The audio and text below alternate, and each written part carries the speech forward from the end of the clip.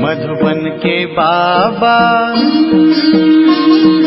मधुबन के बाबा मुरली वाले, आपका क्या कहना, आपका क्या कहना। आज 15 दिसंबर 2021 के साकार मधुर महावाक्य हैं। आज मीठे मीठे बाप दादा बोले, मीठे बच्चे, ऊंच पद का आधार पढ़ाई और याद की यात्रा पर है, इसलिए जितना चाहो उतना गल्प कर लो। बाबा कहते, मीठे बच्चे, ऊंच पद का आधार पढ़ाई और याद की यात्रा पर है, इसलिए जितना चाहो उतना गल्प कर लो। आज बाबा ने हमसे प्रश्न पूछा है कि कौन सा गुह्य राज पहले पहले नहीं समझाना है और क्यों। और उत्तर में बाबा कहते कि ड्रामा का जो गुह्य राज है वह पहले पहले नहीं समझाना है, क्योंकि कई मूंझ जाते हैं, कहते हैं ड्रामा में होगा तो आप पे ही राज्य मिलेगा, आप पे ही पुरुषार्थ कर लेंगे। ज्ञान के राज को पूरा ना समझ मतवाले बन जाते हैं। यह नहीं समझते कि पुरुषार्थ बिना तो पानी भी नहीं मिलेगा। मुरली का गीत है, भोलेनाथ से निराला और कोई नहीं, मेरी बिगड़ी बनाने वाला और कोई नहीं। ओम शांति। मीठे मीठे रूहानी बच्चों प्रति गुड मॉर्निंग। बाबा ने इतने भपके से बच्चों को गुड मॉर्निंग की, बच्चों ने रिस्पॉन्स ही नहीं किया। बच्चों को तो और ही जास्ती आवाज से बोलना चाहिए। रूहानी बाप रूहानी बच्चों से गुड मॉर्निंग करते हैं। बच्चे भी जानते हैं कि हम इस शरीर द्वारा रूहानी बाप को गुड मॉर्निंग करते हैं, तो बच्चों को इतना उल्लास से कहना चाहिए ना, वाह बाबा, वाह बाबा, आखिर वह दिन आया आज जिसको सारी दुनिया पुकारती रहती, वह बाप सम्मुख हमसे गुड मॉर्निंग कर रहे हैं। फिर जब सतो प्रधान बन जाएंगे तो पतित पावन को याद नहीं करेंगे। अभी तमो प्रधान है तभी याद करते हैं कि पतित पावन आओ, आकर हमको पावन बनाओ। बाबा कहते कि अब तुम जानते हो कि बरोबर पतित पावन बाबा को ही आना पड़ता है। वही सुप्रीम फादर, गॉड फादर है। क्राइस्ट को सुप्रीम फादर तो नहीं कहेंगे, क्राइस्ट को सन ऑफ गॉड मानते हैं। सबसे सुप्रीम वह एक ही है। यह भी समझते हैं कि वह गॉड फादर ही पैगंबरों को भेजते हैं। यह भी जरूर है कि पतितों को पावन बनाने सुप्रीम फादर को ही आना है। अब वह तो है निराकार। कहते भी हैं कि ब्रह्मा द्वारा स्थापना कराते हैं। यह भी किसी को पता नहीं कि ब्रह्मा और विष्णु का आपस में क्या संबंध है। बाबा कहते हैं निराकार को मुख जरूर चाहिए, इसलिए इनको भागीरथ भी कहा जाता है। मुख द्वारा ही तो समझाएंगे ना। डायरेक्शन देते हैं कि मन मना भव, तो मुख द्वारा कहेंगे ना। इसमें प्रेरणा की तो बात ही नहीं हो सकती। बाप तो ब्रह्मा द्वारा बैठ सब वेदों शास्त्रों का सार समझाते हैं, हर चीज का सार निकालते हैं ना। गाते हैं तुम माता पिता हम बालक तेरे, तो वही इसमें प्रवेश कर तुमको नॉलेज देते हैं। कितनी समझने की बातें हैं। प्रजापिता ब्रह्मा को भी पिता कहते हैं, तो माता कहाँ? बाप बैठ समझाते हैं कि यह प्रजापिता भी है तो माता भी है। मैं तो सभी आत्माओं का बाप हूँ। बाबा कहते हैं मुझे ही गॉड फादर कहते हैं। भारतवासी पुकारते भी हैं कि तुम माता पिता, परंतु अर्थ कुछ भी नहीं जानते। निराकार को माता कैसे कह सकते हैं? वह इसमें प्रवेश कर एडॉप्ट करते हैं, तो यह ब्रह्मा माता बन जाती है। इन द्वारा ही दैवी रचना रचते हैं। यह भी अडॉप्टेड मदर है, वह फादर है। इसको भी नंदीगण बैल भी दिखाते हैं, गाय को कभी भी नहीं दिखाते। ये बहुत वंडरफुल बातें हैं। कोई कोई नए आते हैं तो डिटेल में सुनाना पड़ता है, नहीं तो इन बातों को वह समझ ही नहीं सकेंगे। बाबा कहते कोई श्रूड बुद्धि भी होते हैं तो झट समझ जाते हैं। 30 वर्ष वालों से भी मांस वाले तीखे चले जाते हैं। इसलिए ऐसे नहीं समझना चाहिए कि हम तो बहुत देरी से आए हैं। बाप कहते हैं कि बच्चे पुरुषार्थ करो, जैसे कॉलेज में आने वाले पढ़ाई कर गैल्प कर लेते हैं, यहाँ भी ऐसे हैं।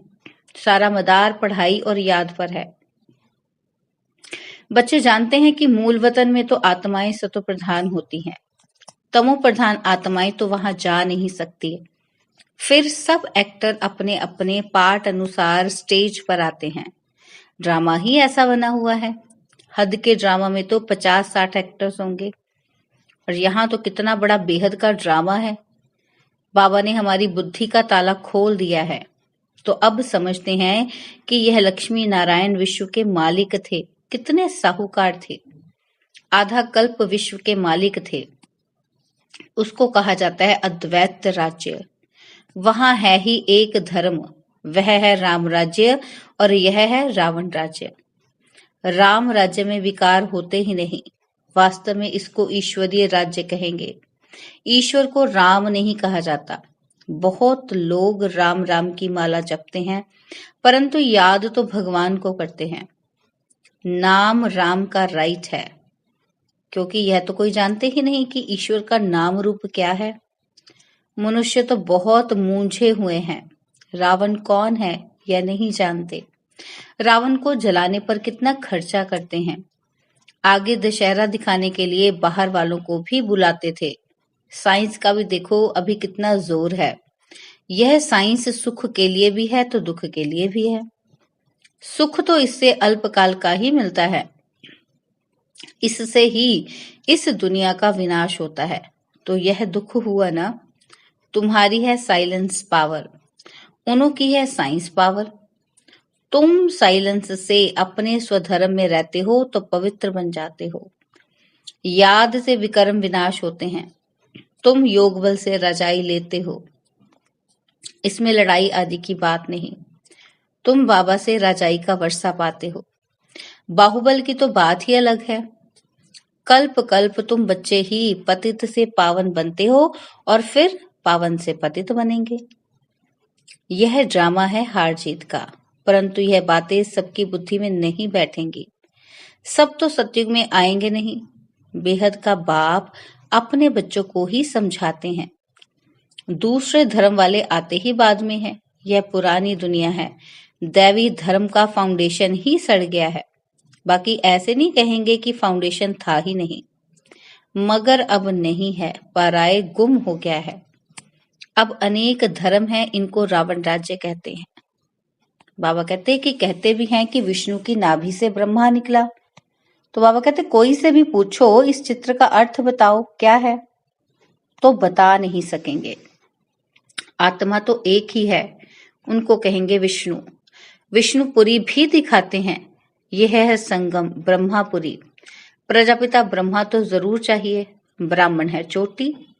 यह विराट रूप का चित्र भी खास भारतवासियों के लिए है। और भारत में फिर बहुत धर्म वाले रहते हैं, इसलिए इनको वैरायटी धर्मों का झाड़ भी कहा जाता है। यह है मनुष्य सृष्टि का झाड़, परंतु इसमें वैरायटी धर्म है। पहले डिटिज्म, फिर इस्लामिज्म। यह है ब्राह्मण। इस संगम का तो किसी को पता नहीं है। यह है पुरुषोत्तम संगम युग। पुरुषोत्तम ब्राह्मण धर्म, जबकि सोशल सर्विस करते हैं। तुम बच्चों को रूहानी सोशल वर्कर कहा जाता है। सोशल वर्कर भारत में बहुत हैं। उनको भी सिखाते हैं कि नम्रता भाव से सेवा करो। बाबा कहते जो पक्के कांग्रेसी थे वह तो झाड़ू आदि भी लगाते थे, मेहतर आदि का काम भी किया करते थे। आगे जो पक्के थे वह चीनी के बर्तन में खाना नहीं खाते थे। जो पास्ट हुआ वह ड्रामा है। बाबा कहते वही रिपीट होगा। इन बातों को समझते नहीं तो मूंझते हैं। इसलिए ड्रामा का राज शुरू में किसी को समझाना नहीं है। कहेंगे अगर ड्रामा में नूंद होगा तो हमको आपे ही राज्य मिलेगा और पुरुषार्थ भी आपे ही करेंगे। ऐसे मतवाले भी होते हैं, ज्ञान के राजों को पूरा समझते ही नहीं है। अरे पुरुषार्थ बिना तो पानी भी नहीं मिलेगा। बाबा कहते आप ही थोड़ा ही पानी आकर मुंह में पड़ जाएगा। बाप आते ही हैं पतितों को पावन बनाने। वह आकर सहज रास्ता बताते हैं। कि आत्मा को पावन बनाने के लिए मुझे याद करो तो विकर्म विनाश होंगे। बाप ही पावन बनाने के लिए श्रीमत देते हैं कि मुझे याद करो, परंतु वह निराकार है तो जरूर साकार में आके श्रीमत देंगे। बाप कहते हैं यह मेरा शरीर भी मुकर्रर है, यह बदली हो नहीं सकता, यह भी ड्रामा में नूंद है, गाया भी जाता है। परमपिता परमात्मा द्वारा स्वर्ग की स्थापना कराते हैं। यह भगवानुवाच है ना, तो बोलने के लिए मुख चाहिए, प्रेरणा से थोड़ी पढ़ाई होती है। बाप आकर इन द्वारा डायरेक्शन देते हैं। यह चित्र आदि इस ब्रह्मा ने थोड़े बनाए हैं, यह भी तो पुरुषार्थी है ना। यह कोई नॉलेजफुल नहीं है, यह तो भक्ति मार्ग में था। भक्तों का उद्धार तो भगवान को करना ही है, भक्ति का फल आकर देते हैं। बाबा कहते हैं तुम बच्चों को मनुष्य से देवता बनाते हैं। बाप इसमें प्रवेश कर राजयोग सिखलाते हैं। इनका नाम है शिव बाबा। वह कहते हैं मेरा यह जन्म दिव्य अलौकिक है, मेरा आने का पाठ एक ही बार संगम पर है। बाबा कहते ऐसे भी नहीं कि तुम्हारी आत्मा के बुलाने पर आता हूँ। जब मेरे आने का समय होता है तो 1 सेकंड भी नीचे ऊपर नहीं होता है, एक्यूरेट टाइम पर आ जाता हूँ। बाबा कहते मुझे ऑर्गन्स ही कहाँ है जो तुम्हारी पुकार सुनूंगा। यह ड्रामा बना बनाया है। जब समय होता है तो आकर पतितों को पावन बनाता हूँ। ऐसे नहीं कि हमारी रड़ियां कोई भगवान सुनते हैं। बहुत बच्चे बाबा को बोलते हैं कि बाबा आप तो जानी जाननहार हो, बताओ हम इम्तिहान में पास होंगे, यह काम होगा। बाबा कहते हैं अरे हम तो आते ही हैं पतितों को पावन बनाने का रास्ता बताने। मेरा जो पाठ होगा वही बजाऊंगा, जो नहीं सुनाने का है वह तो सुनाऊंगा नहीं। मैं यह बातें बताने थोड़े आता हूँ, मैं भी ड्रामा के बंधन में बांधा हुआ हूँ। बाबा कहते हर एक का पाठ ड्रामा में नूंधा हुआ है। जो निश्चय बुद्धि नहीं है वह स्वर्ग में चलने के लायक नहीं, और वह बातें भी ऐसी ही करेंगे। बाकी जो सूर्यवंशी और चंद्रवंशी घराने की आत्माएं हैं उन्हों को तो बाबा से जरूर आकर सुनना है और वर्षा लेना है। बाकी जो जास्ती पुरुषार्थ नहीं करते हैं वह भी स्वर्ग में तो आएंगे जरूर, लेकिन सजा खाकर कोई पद पा लेंगे। कहते तो बहुत हैं कि बाबा हम तो सूर्यवंशी बनेंगे, नारायण बनेंगे, परंतु बच्चों को पुरुषार्थ भी इतना करना चाहिए, बाबा को फॉलो करने की भी ताकत चाहिए। फॉलो फादर कहते हैं तो इनको देखो ये कैसे सरेंडर हुआ, सब कुछ ईश्वर अर्थ अर्पण कर दिया। ईश्वर अर्थ सब कुछ देकर अपना ममत्व मिटा देना चाहिए।